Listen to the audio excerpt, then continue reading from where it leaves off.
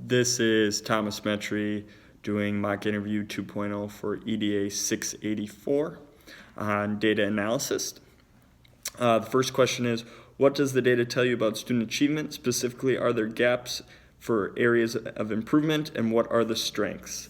The first thing I noticed when looking at the data is, if you see here, the yellow is low or no proficiency. And if you look in the middle, that is 5th and 6th grade, and they have almost double the rate of 3rd and 4th, as well as 7th and 8th grade. That is a large area of concern of mine.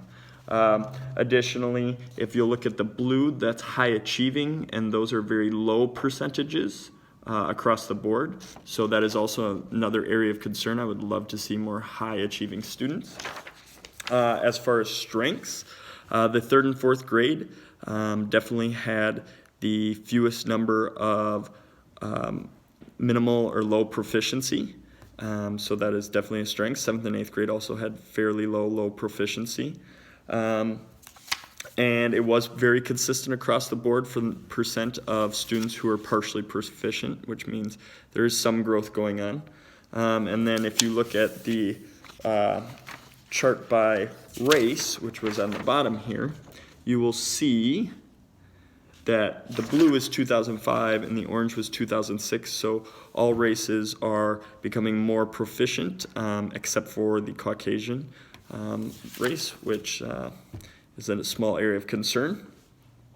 So second question was, what other data would you need to help to make informed decisions? Are there other key indicators that you would focus on in the review of data? Are there key stakeholders that would be included in your approach? The first thing is I would look for data that has scores from the AZ Merit by content, not just proficiency numbers, percentages. So what were the scores for each grade level in math? What were the scores for each grade level in ELA?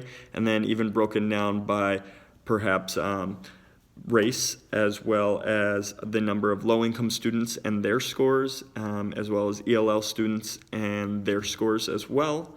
And finally, students with disabilities, what were their overall scores, and not just proficiency rates, because again, these are in percentages and I don't even know what the student body number is to begin with. Another thing I would love to have in the data is a student body demographic breaking down how many students per race, per grade, by gender, and so on and so forth. Lastly, I would love data that included years prior to 2015. There is not a lot I can do with just a couple years of data on proficiency percents. I would love to see perhaps 5 years prior to see if there's any type of trends with maybe a certain class, or maybe there's a trend with a certain grade level or a teacher. That would be very helpful. The third question is, based on your findings, what would your recommendation be to address the gaps and areas of improvement? First thing I would definitely want to do is observe the 5th and 6th grade teachers and their classes to get a better feel for what type of students they have, as well as what are the teachers' methods. Perhaps they're newer and just need a little more guidance, or maybe they've been around for a while and are sticking to very traditional methods. Additionally, I do need more complete and thorough data. A handful of graphs on percent proficiency doesn't really help me to dive into anything. And then finally, I definitely would seek out ELL training for not just the staff, but also for the families of those students. Fourth question is, how will you measure success of your plan? How will you monitor progress throughout the year? At what point and by what measures will you change your actions and steps? And what would you do if your plan doesn't work, and when would you determine this? First thing I would do is seek out further data, because again, a handful of graphs on proficiency percents doesn't really tell me a lot. The second thing I would do is I would observe the 5th and 6th grade classrooms, as stated before, just to get a better feel for what are the teachers like, what are these students like. Thirdly, I would implement some type of mentoring program for the teachers, just so that we are pairing, teachers with less experience with teachers with more experience, and perhaps teachers with more traditional ways of teaching with teachers with more modern progressive styles of teaching. And I would implement professional development to help with both these things as well as teaching ELL students. Next, I would look to implement quarterly observations to get a better feel for the teachers and see if they are growing, specifically in those grade levels that are struggling 5th and 6th grade. I would look to review projects and test scores each quarter from those teachers that I felt their observations didn't go the greatest, because although test scores tell a lot, there are quite a few kids who don't test well, and their project quality will really tell and show if they are putting in effort to really learn the content. Next, I would look for improvement in AZ Merit percent proficiency, if this is all the data I could gather, and see at the end of the year if it had improved from 2015 and 2016.